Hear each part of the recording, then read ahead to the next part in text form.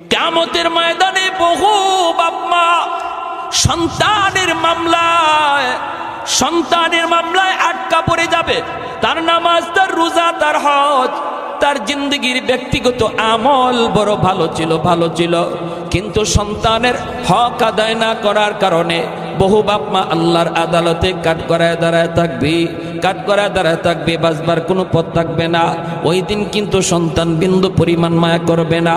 আল্লাহ বলবেন এলো খুশির বারাত নিয়ে সবে বরাত, এলো খুশির বারাত নিয়ে সবে বরাত।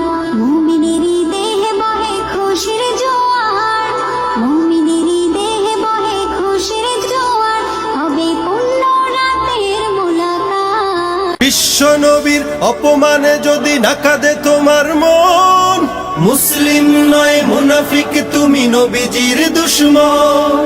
নবীর প্রেমে জীবন দিবে কে আছো নওজোয়ান, তাকবীর তুলে সিংহ শাবক হও তুমি আগুয়ান।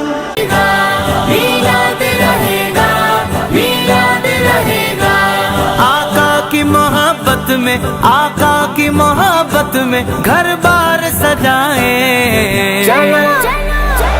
सरकार का मिलाद चलो मिलके मनाए, सरकार का मिलाद चलो मिलके मनाए। রাসূল সাল্লাল্লাহু আলাইহি ওয়াসাল্লাম বলে দিয়েছেন, যে ব্যক্তি একবার এটা পড়বে, লা ইলাহা ইল্লাল্লাহু ওয়াহদাহু লা শারীকা লা আহাদান সামাদান লাম ইয়ালিদ ওয়া লাম ইউলাদ ওয়া লাম ইয়াকুল লাহু কুফুয়ান আহাদ। সূরা ইখলাসের ভিতরে কিছু অংশ এখানে রয়েছে। সুতরাং এটা যদি আমরা পড়তে পারি, এতটুকু বাক্যের ভিতরে এতটা ফজিলতপূর্ণ যদি আপনি একবার পাঠ করেন, সাথে সাথে আল্লাহ তাআলা আপনার আমলনামায় 20 লক্ষ নেকি দান করবেন। বলেন সুবহানাল্লাহ।